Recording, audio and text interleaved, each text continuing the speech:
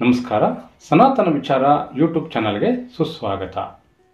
ಭೂಮಿಯ ಮೇಲೆ ವಾಸಿಸುತ್ತಿರುವಂತಹ ಪ್ರತಿಯೊಂದು ಜೀವಿಗಳು ಪ್ರಮುಖವಾಗಿ ಎರಡು ಶಕ್ತಿಗಳಿಂದ ಬದುಕುತ್ತಿವೆ: ಸೂರ್ಯನ ಬೆಳಕು ಮತ್ತು ನೀರು.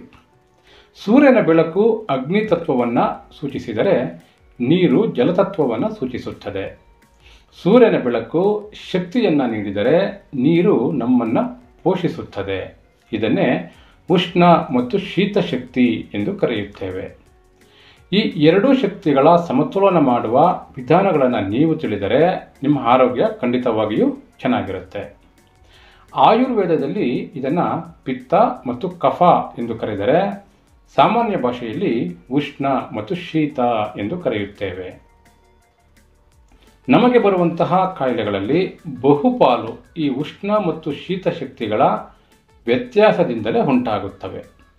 ಶೀತ ಶಕ್ತಿಯಿಂದ ದೇಹಕ್ಕೆ ಪೋಷಣೆಯಲ್ಲಿ ವ್ಯತ್ಯಾಸವಾದರೆ, ಉಷ್ಣ ಶಕ್ತಿಯಿಂದ ದೇಹದಲ್ಲಿ ಪರಿಚಲನೆಯಲ್ಲಿ ವ್ಯತ್ಯಾಸವಾಗುತ್ತದೆ.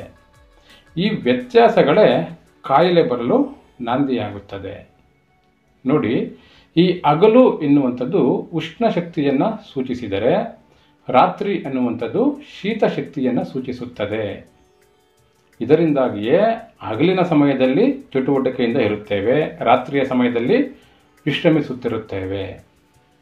ಈ ಹಗಲು ಎಂದರೆ ಬಿಸಿ. ಈ ಸಮಯದಲ್ಲಿ ವ್ಯಕ್ತಿಯು ಚಟುವಟಿಕೆಯಿಂದ ಇರುತ್ತಾನೆ.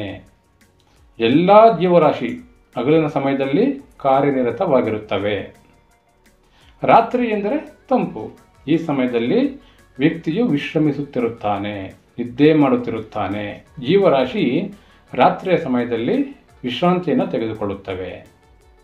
ಹೀಗೆ ಹಗಲು ರಾತ್ರಿ, ಚಟುವಟಿಕೆ ವಿಶ್ರಾಂತಿ, ಗಂಡು ಹೆಣ್ಣು, ಕಠಿಣತೆ ಮೃದು, ಸೂರ್ಯ ಚಂದ್ರ, ಎಚ್ಚರಿಕೆ ನಿದ್ದೆ.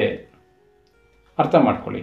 ಹಗಲು ಎನ್ನುವಂಥದ್ದು ಸೂರ್ಯ, ರಾತ್ರಿ ಎನ್ನುವಂಥದ್ದು ಚಂದ್ರ, ಚಟುವಟಿಕೆ ಎನ್ನುವಂಥದ್ದು ಬಿಸಿ, ವಿಶ್ರಾಂತಿ ಎನ್ನುವಂಥದ್ದು ತಂಪು, ಗಂಡು ಎನ್ನುವಂಥದ್ದು ಕಠಿಣತೆ, ಹೆಣ್ಣು ಎನ್ನುವಂಥದ್ದು ಮೃದು, ಎಚ್ಚರಿಕೆ ಎನ್ನುವಂಥದ್ದು ಹಗಲು, ನಿದ್ದೆ ಎನ್ನುವಂಥದ್ದು ರಾತ್ರಿ, ಉಷ್ಣ ಶೀತ, ಬೆಳಕು ಕತ್ತಲು, ಕೆಂಪು ಹಸಿರು, ಬೆಂಕಿ ನೀರು, ಪಿತ್ತ ಕಫ. ಹೀಗೆ ಪ್ರಕೃತಿದತ್ತವಾಗಿರುವಂತಹ ಈ ಶಕ್ತಿಗಳನ್ನು ಉತ್ತಮ ಆರೋಗ್ಯಕ್ಕೆ ಅವಶ್ಯಕವಾಗಿ ಬೇಕಾಗಿರುತ್ತವೆ. ನಮ್ಮ ದೇಹದ ಹೊಕ್ಕಳಿನ ಮೇಲ್ಭಾಗವು ಉಷ್ಣ ಶಕ್ತಿಯನ್ನು ಸೂಚಿಸಿದರೆ, ಹೊಕ್ಕಳಿನ ಕೆಳಭಾಗವು ಶೀತ ಶಕ್ತಿಯನ್ನು ಸೂಚಿಸುತ್ತದೆ. ನಾವು ಸೇವಿಸುವಂತಹ ಆಹಾರದಲ್ಲಿಯೂ ಸಹ ಉಷ್ಣ ಶೀತಗಳೆಂಬ ಆಹಾರಗಳಿವೆ. ಇದನ್ನೇ ಹಿಂದಿನ ಕಾಲದಲ್ಲಿ ಬಹಳ ಜಾಗರೂಕತೆಯಿಂದ ಆಹಾರದ ಗುಣಲಕ್ಷಣಗಳನ್ನು ಅರಿತು ಸೇವಿಸುತ್ತಿದ್ದರು. ಉದಾಹರಣೆಗೆ, ನಾವು ಸೇವಿಸುವಂತಹ ಜೀರಿಗೆ, ಮೆಣಸು, ಮಸಾಲೆಯುಕ್ತ ಪದಾರ್ಥಗಳು, ಉಪ್ಪಿನಕಾಯಿ, ಖಾರಯುಕ್ತ ಆಹಾರ ಪದಾರ್ಥಗಳು ತನ್ನ ಅದ್ಭುತವಾದ ಅಂಶಗಳಿಂದ ಹೆಚ್ಚು ಶಾಖವನ್ನು ಉತ್ಪಾದಿಸಿ, ಬಿಸಿಯನ್ನು ಉತ್ಪಾದಿಸಿ ನಮ್ಮ ದೇಹದಲ್ಲಿ ಉಷ್ಣವನ್ನು ಹೆಚ್ಚಿಸಿದರೆ, ಮೊಸರು, ಹಾಲಿನ ಪದಾರ್ಥಗಳು, ಸಿಹಿ ಪದಾರ್ಥಗಳು, ಹಣ್ಣುಗಳು, ಡೈರಿ ಉತ್ಪನ್ನಗಳು ಇವು ನಮ್ಮ ದೇಹದಲ್ಲಿ ಶೀತ ಶಕ್ತಿಯನ್ನು ಹೆಚ್ಚಿಸುತ್ತವೆ. ಉಷ್ಣ ಪದಾರ್ಥಗಳು ದೇಹದಲ್ಲಿ ಪರಿಚಲನೆಯನ್ನು ಹೆಚ್ಚು ಮಾಡಿದರೆ, ಶೀತ ಪದಾರ್ಥಗಳು ದೇಹವನ್ನು ಪೋಷಣೆ ಮಾಡುತ್ತವೆ. ಈ ಪ್ರಕೃತಿ ಶಕ್ತಿ ಮತ್ತು ದೇಹ ಪ್ರಕೃತಿಗೆ ಅನುಗುಣವಾಗಿ ಆಹಾರವನ್ನು ಆಯ್ಕೆ ಮಾಡಿಕೊಳ್ಳಬೇಕಾಗುತ್ತದೆ.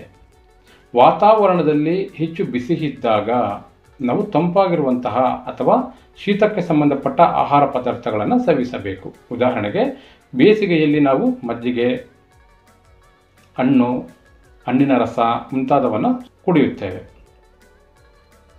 ಚಳಿಗಾಲದಲ್ಲಿ ಬಿಸಿ ಬಿಸಿಯಾಗಿರುವಂತಹ ಆಹಾರವನ್ನು ಸೇವಿಸುತ್ತೇವೆ.